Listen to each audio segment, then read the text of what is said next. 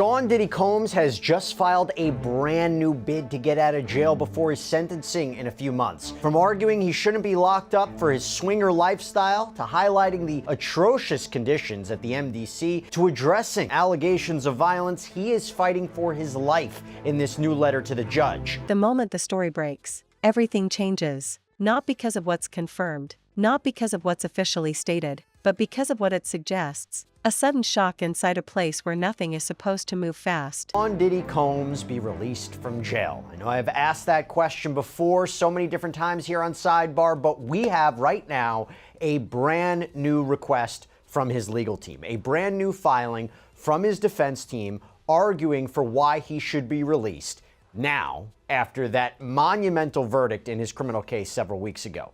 The circumstances have changed, and I will tell you what. We did an interview a few weeks back that kind of previewed why and how Combs could be released. It was a bail bondsman that is apparently working with Diddy's team behind the scenes. I'm going to get to that a little bit later, but what I want to talk about right now is this latest letter from the defense to the judge overseeing this case, Judge Arun Subramanian. Remember, this comes after a jury of Combs' peers found him not guilty of racketeering conspiracy, not guilty of 2 counts of sex trafficking, but they did convict him of 2 counts of transportation to engage in prostitution. He's set to be sentenced on October 3rd. Technically, he could face up to 10 years in prison on each charge. Highly unlikely. I think maybe you might be looking at somewhere to 2 to 5 years potentially, but he could also get time served and be released, although that also seems unlikely. I'll talk about that a little bit later too. But initially, after the verdict, right after the verdict, his defense team petitioned the court that he should be released. He was just acquitted of some very serious charges. The judge denied it. The judge denied Combs bail once again. And remember, this comes after he was rejected bail multiple times since he was arrested back in September of 2024, highlighting the severity of the charges, the violence, and so forth. But now, this is different. Now, what is the defense arguing? I'm going to go over all this in the new letter. I'm going to give my take at the end about whether or not it's going to be successful and whether or not he will actually be released before sentencing in October. So, the defense begins by arguing that Sean Combs should be released in advance of sentencing, and the court has the power to do this. They have the authority, among other things, because you can clearly show, quote, that there are exceptional reasons why such person's detention would not be appropriate. So, what are those exceptions? What are those reasons? What are those circumstances that are exceptional? They highlight several things that we're going to get into. That the charges he was convicted of, we're going to call them the Mann Act violations, that's what it's called under the law. They're not as severe, they're not as egregious as other convictions in other cases. That the sheer fact that he's locked up at the MDC, the Metropolitan Detention Center, for the past 11 months, that in and of itself is a reason for him to be released. These are all exceptional circumstances, and I'm going to get into all the arguments. But first, they highlight the standard, and they argue that to be released under federal law, you need to show 2 conditions. First, the district court must find by clear and convincing evidence that the person is not likely to flee or pose a danger to the safety of any other person or the community if released. Second, it must be clearly shown that there are exceptional reasons why such person's detention would not be appropriate. Now, clear and convincing evidence is a lower standard, by the way. It's not like beyond a reasonable doubt. Anyway, basically, you have to show he's not a flight risk, he's not a danger, and you have to show there are particular, exceptional, unique reasons for why detaining Combs is wrong. We're going to start with the exceptional reasons justifying his release. And they begin by trying to define, well, what exactly is exceptional circumstances? What does that mean? And they argue that case law suggests a court has a lot of discretion to determine whether a particular set of circumstances qualifies as exceptions. And they say, look, Sean Combs, his case, so different from other ones. There has never been, according to them, a Mann Act prosecution like this. A place built on routine, control, and silence. When reports surface that someone may be under threat after a violent incident behind bars, the concern doesn't come from details. It comes from the implications. Behind locked doors, danger doesn't need to be proven to be felt. The idea alone is enough to send ripples through every corner of that environment. A shocking attack, whether fully understood or not, turns stability into uncertainty instantly, and once uncertainty sets in, it doesn't leave quietly. Life inside confinement operates on fragile balance. People survive by understanding patterns, by predicting what comes next. Meals at the same time, movement on schedule, lights on, lights off. That predictability is the only thing standing between calm and chaos. When an attack disrupts that rhythm, even briefly, it exposes how thin the line really is.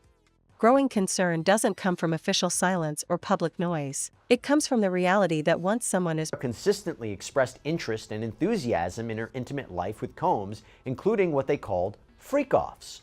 Jane and Sean Combs had threesomes too. When Jane and Combs watched pornography together, Jane testified that she contacted two different porn stars and invited them to join her and Mr. Combs. Both Miss Ventura and Jane testified that very often they would see the same men over and over again for years. In July of 2024, Jane testified, for instance, that she suggested to Mr. Combs that they call Paul. Jane explained that she told Combs she, quote, missed Paul. When asked why she said that, she responded, because I did. This was a lifestyle, one that both Miss Ventura and Jane chose, one they all, as grown adults, had a right to choose. Like many aspects of sex and intimacy, it was not without its complications, its bouts of jealousy, and at times, its frustrations. But that is a hallmark of any serious romantic relationship, and that is what these were, serious, long-term romantic relationships. By the way, not surprising they're really focusing on this because, again, he was acquitted of sex trafficking. They highlight how the jury didn't find sex trafficking of Jane or Cassie, that it didn't occur. There was no force, fraud, or coercion that was used to induce these women to engage in commercial sex acts. For transportation to engage in prostitution, what he was convicted of, the prosecution didn't have to prove that violence was used or that fraud was used or threats were used. It was just, did you transport these women and men for the purposes of sex work, commercial sex acts? And obviously the jury convicted him of that. And they highlight all the jury found was that there was prostitution, payment of porn stars and escorts. And they highlight that he is a swinger, or under the Mann Act, a John. And they argue he doesn't deserve to be locked up for this. Quote, Sean Combs should not be in jail for this conduct. In fact, he may be the only person currently in a United States jail for being any sort of John, and certainly the only person in jail for hiring adult male escorts for him and his girlfriend when he did not even have sex with the escort himself. Over the last 75 years, the White Slave Traffic Act has been limited to defendants who cause interstate travel for financial gain through the business of prostitution. That Sean Combs remains in jail for being convicted of being a customer of consensual adult sex services makes this case truly exceptional. Not only is prosecuting the users of adult prostitution services inconsistent with the Mann Act, it's inconsistent with the prosecution policies of the district attorneys of Manhattan and the city attorney of Los Angeles, California, two of the three locations where this prostitution allegedly took place. In addition, Mr. Combs is incarcerated while everyone else involved in this identical conduct, his girlfriends, the cowboys, the agency leaders, the porn stars, and others, walk free, as they should. If there was ever a fact pattern that was exceptional under the Mann Act, it is this one. And then they move on to another argument, that the Department of Justice, the DOJ, has usually only charged Mann Act violations when there's financial gain. And they even cite a number of cases in the Southern District of New York, where Combs was prosecuted, that apparently involved defendants that set up a prostitution business for profit. Again, trying to distinguish between Combs' conduct and these cases. He never did any of this for profit, they argued. And they even cite the 1953 U.S. Attorney's Manual that says, quote, as a general rule, prosecution should not be instituted in the so-called non-commercial cases. And they claim the Department of Justice manual today, quote, makes clear that the prosecution of customers involved in an 18 U.S.C. 2421 offense, like Mr. Combs here, is now limited to prosecuting those who engage in commercial sex with victims of sex trafficking. Perceived as vulnerable, everything changes. Inside, perception is power, weakness is currency, fear spreads faster than facts ever could. A shocking incident doesn't just raise questions about one person's condition, it raises questions about the entire system meant to contain and control violence. Because if something can happen once, it can happen again. And if it can happen again, then no one is ever truly safe. Behind bars, safety is never absolute. It's negotiated daily through behavior, alliances, routines, and restraint. When an attack breaks through that unspoken agreement, the environment tightens, eyes follow movements more closely, Conversations drop mid-sentence. Tension becomes the background noise. Concern grows because confinement magnifies everything. Pain feels sharper. Fear feels heavier. Time feels slower. An injury isn't just an injury. It's a signal, a warning, a reminder that in addition to those who otherwise perpetrate or facilitate human trafficking offenses.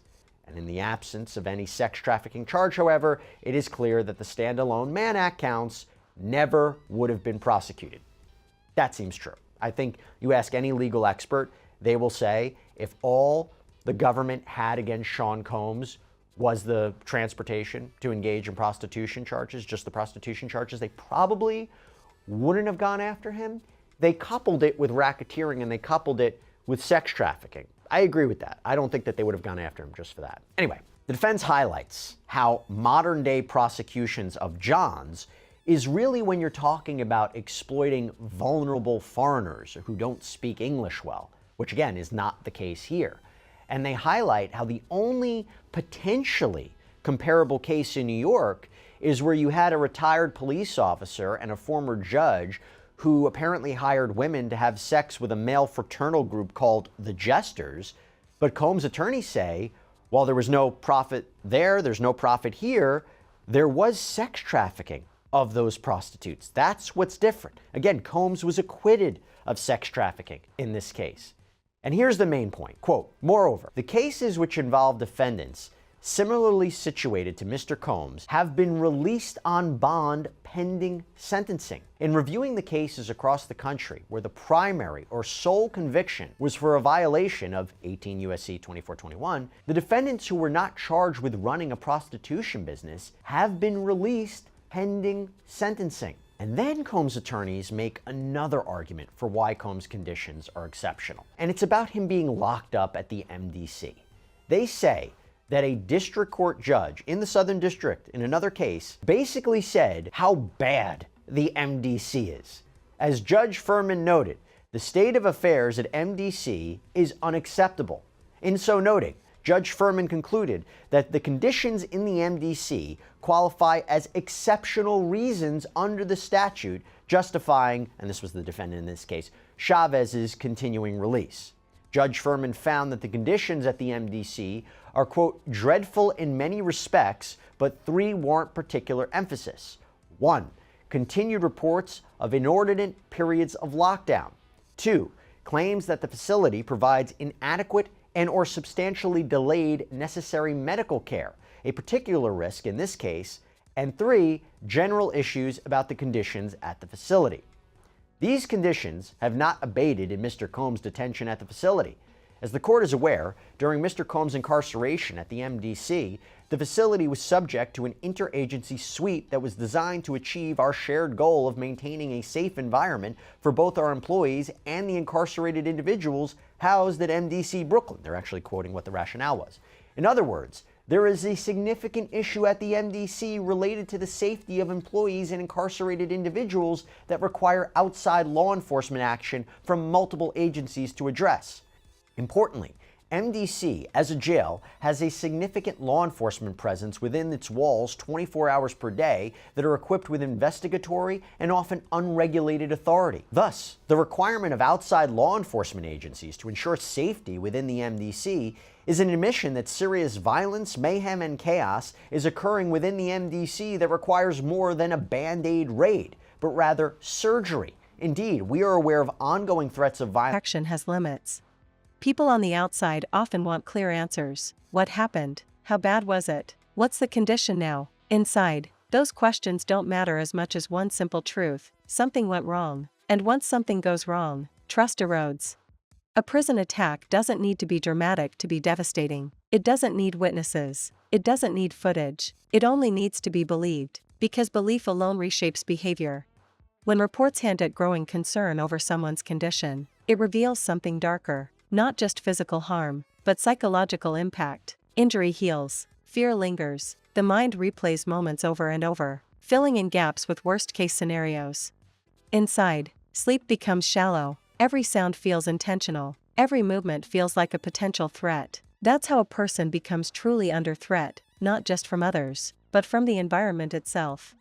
The idea that someone's condition might be worsening adds another layer of pressure. Weakness invites attention. Attention invites risk. In a place where strength is violence and actual violence in the facility, such that Mr. Combs' safety is constantly at risk. And they go on to argue, though Mr. Combs has been a model inmate for his nearly year-long period of confinement, the violent conditions are still very much a concern for Mr. Combs and is an unnecessary confinement risk given the clear precedent of multiple similarly situated Mann Act convictions where defendants were released on conditions.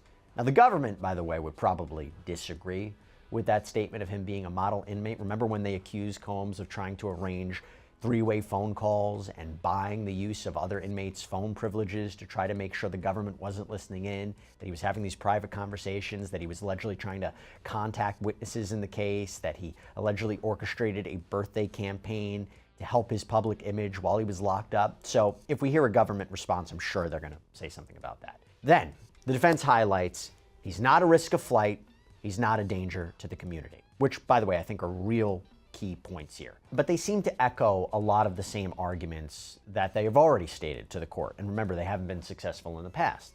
That he voluntarily came to New York last year to surrender himself to authorities, that he gave up his passport to his attorneys 6 months before his arrest, paid off his mortgage on his Miami home so it was free and clear for him to stay at while out on bond. He was just acquitted of the most serious charges that he was facing, which, by the way, carried decades, if not life in prison. That he's not a risk of flight. That's the basic argument. Now, when it comes to the danger argument, that is key. Why? Judge Subramanian had said after the verdict that the reason he was denying bail was because of Combs' violence, that his own attorneys admitted he was violent during the course of the trial. Well, here is what Combs' defense attorneys argue about that. Quote, the court noted that the defense admitted a history of domestic violence as to Miss Ventura and that he struck Jane twice in June 2024. However, we strenuously object that Mr. Combs poses a danger to the community, aside from a single instance on June 18, 2024, where Mr. Combs was provoked by Jane through her own acts of violence. There was no evidence of any acts of violence in the last 7 years. Indeed, the jury notably rejected the government's argument that the June 2024 incident constituted coercion when it acquitted Mr. Combs of the sex trafficking charge. Also, prior to his arrest in this case, Mr. Combs enrolled in a domestic violence program in which he participated until he was arrested and incarcerated in connection with this case. If released on conditions, Sean Combs will not be violent to anyone. As we said in court, this jury gave him his life back, and he will not squander his second chance at life, nor would he do anything to further jeopardize his 7 children not having a father and 4 of his children not having a parent at all. The court can fashion any set of conditions, and Mr. Combs will abide by any condition to make the court comfortable that Mr. Combs will not be violent toward any person.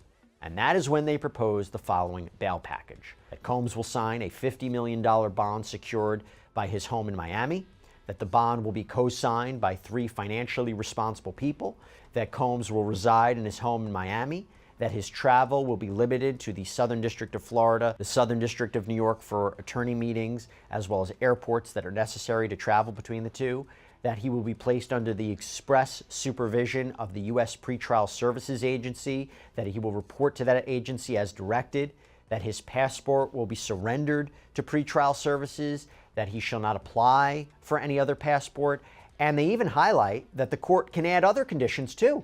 Home detention, private security approved by the court, mental health treatment.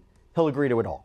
Now, let me tell you, we kind of previewed that this all would happen. Survival. Any sign of fragility becomes dangerous. Growing concern also exposes how quickly narratives form behind bars. Stories mutate, details exaggerate, motives are invented. None of it has to be true to be effective. Once a story takes hold, it controls behavior.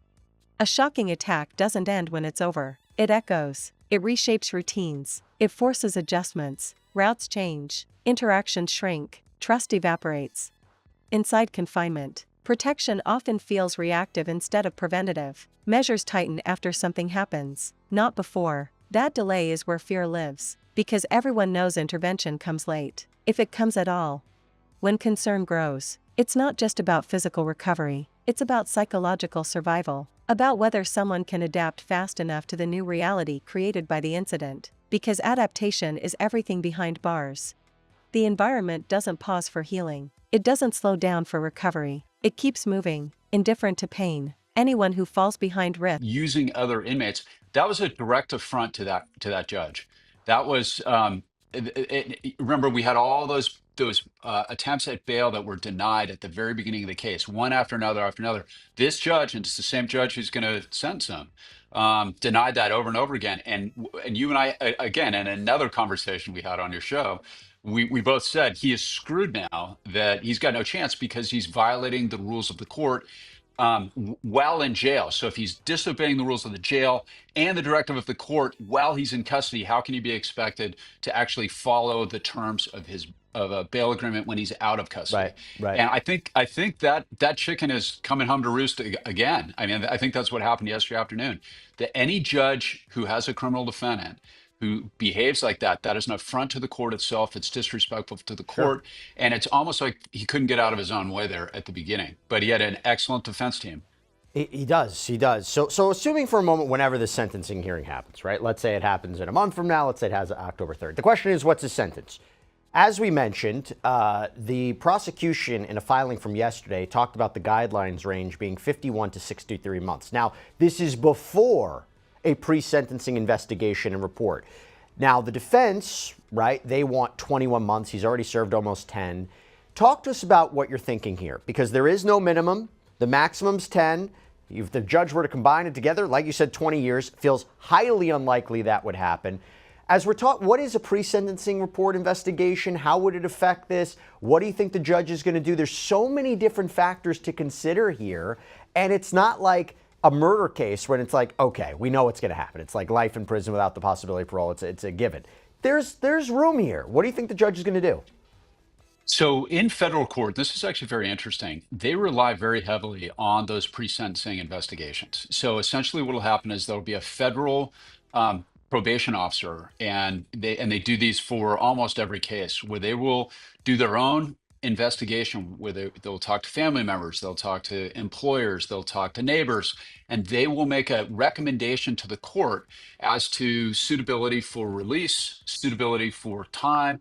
And that's something that federal judges traditionally really adhere to. They tend to put a lot of weight on those, far more than they do in state court. The probation department can make a recommendation, but the DA will certainly have more ability, most of the time, to talk a judge in or out of a sentencing recommendation from the probation department. Federal court is different. They really put a lot of weight on those. So that's something that I think is going to be very interesting. And a lot of that will come down to what the individuals involved in that investigation, even though it shouldn't impact their professional recommendation. It's really, I think we're going to see what they thought of the case. You know, did they think he got away with something horrific here? Did they think that he was getting railroaded from the beginning? I think that may reflect in the recommendation to the court. But of course, we don't know what that is yet. I don't know. If I'm his defense lawyer, I'm kind of I don't know if I am pressing the gas on that, trying to make this thing go faster. I mean, it's coming up soon enough anyway. I would want to give them the time and not press them, because you don't want a probation officer or anybody in the federal system to feel like they're being rushed. Right. Because I think it's very easy to just go, okay, Yeah. screw it, the guy should stay in.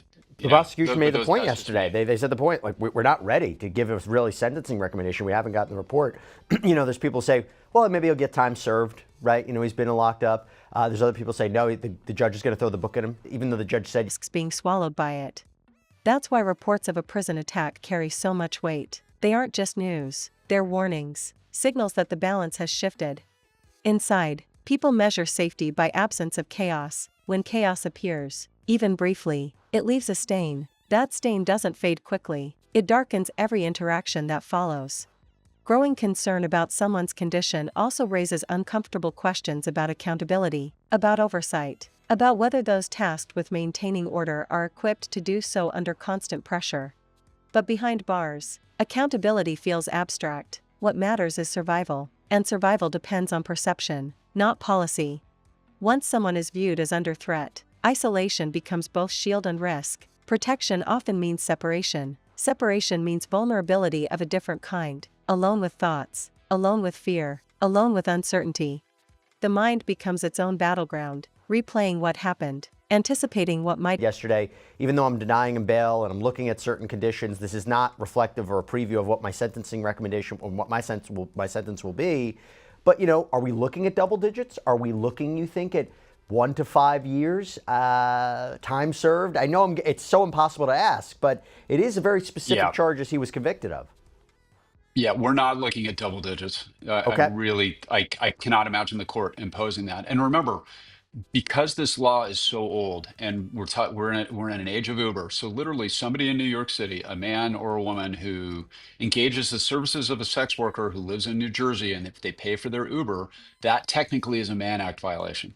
Okay, so it's a morality crime, and that it just does not carry the same weight. Will the judge say, hey, listen, multiple instances he was doing it, not one Uber, he was doing it multiple times. You have 2 alleged victims here, Cassie, Jane, and violence, right? He used violence as one of the reasons to deny him bail. I wonder if he's going to look at, even though he was acquitted of racketeering and sex trafficking, different characteristics and components of his relationships with Jane and Cassie and say, this is aggravated. It's a very interesting question. Can the court aggravate nonviolent offenses that he was convicted of, which are the Mann Act violations? Can he aggravate those when he was acquitted of the more serious charges, essentially acquitted of everything that involved violence, threats, all of that sort of thing? So It's a very, very interesting legal question. Real quick, asset forfeiture. What is that exactly? How would it work with Mann Act convictions? I just don't see the feds being on very strong ground to seize a bunch of assets. And here's why, Jesse. Most of the federal cases where you have, especially RICO cases, an actual RICO case is an actual corrupt organization that the purpose is, like I had one in Salt Lake City last year. It was a fraud case where it was one of these calling room scam operations. Every dollar that they made in that, they made out of the bank account of some poor innocent victim who got scooped up in their scheme. So every dollar, everything they bought, every car, every house, everything that they owned was a direct result of money that they gleaned from innocent people. Those are the cases, or narcotics. We see this all the time in narcotics cases where but it's the same principle. All the things that they have are a result of narcotics profits, right? So when you look at one of those cases, you're seizing assets. Here we've got mansions all over the place. We've got planes. This is a very, very wealthy man who made that money legitimately in Bad Boy Records, in the music industry and in the film industry. That's how he made his money, and that is not a product. And that's where we come full circle to this square peg and a round hole regarding a RICO theory on this.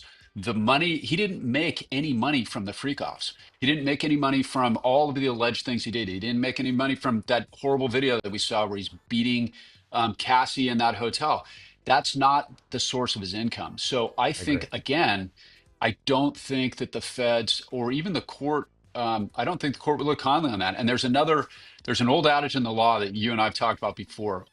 Bad facts make bad law, right? And if they run around and try to seize a bunch of stuff based on this, they're literally taking assets from a citizen that earned them legally. He may be a villain, he may be a bully, he may be a horrible person, but he made that money legally. He was not charged here with tax fraud, which means he paid taxes on it. He had accountants, he put it all together. So I don't see this judge. I think it happen next, calculating every possible outcome. That's how a shocking attack transforms into a prolonged nightmare, not through ongoing violence, but through sustained tension. Growing concern spreads beyond one individual. It infects the entire environment. Others become more guarded, more suspicious, more reactive. The temperature rises without anyone touching the thermostat. Outside observers may wait for updates. Inside, updates don't matter. What matters is the shift in energy, the sense that something is off, that the usual rules no longer apply the same way. A prison under threat doesn't announce it, it whispers it, through silence, through avoidance, through tension you can feel but can't explain. When concern grows about someone's condition, it highlights how fragile control really is, how quickly order can be disrupted, how easily fear can replace routine. Behind bars, fear is contagious. One person's vulnerability becomes everyone's anxiety, because if it can happen to one, it can happen to anyone. That realization changes everything. It hardens people, it sharpens instincts, it reduces compassion. Survival takes priority over humanity. A shocking attack strips away illusions, the illusion of safety, the illusion of control, the illusion that rules alone are enough. Growing concern isn't just about injuries, it's about what comes after: retaliation, targeting, shifting alliances, increased surveillance, tighter restrictions. None of those restore peace, they only confirm that something has been broken. A nightmare deepens when the sense of being watched doesn't translate into being protected. Surveillance without intervention feels hollow, presence without prevention feels meaningless. Inside confinement, peace is fragile, it exists only as long as nothing challenges it. The moment it's challenged, the system reveals its cracks. A prison attack doesn't need to be repeated to cause lasting damage. One moment is enough, one breach is enough, one scare is enough. And once concern becomes the dominant emotion, it doesn't fade with reassurance. Because reassurance doesn't change reality, reality is still confined, still tense, still unpredictable. That's the true danger behind bars, not just physical threats, but the mental toll of constant alertness, the exhaustion of never feeling safe. When reports suggest someone is under threat and their condition is a growing concern, it's not just a headline, it's a glimpse into a world where stability can vanish in seconds and fear can settle in permanently. A world where survival depends on adaptation, where strength is measured in silence, where vulnerability is never forgotten. And once the nightmare begins, it doesn't need to escalate to remain terrifying, it only needs to linger.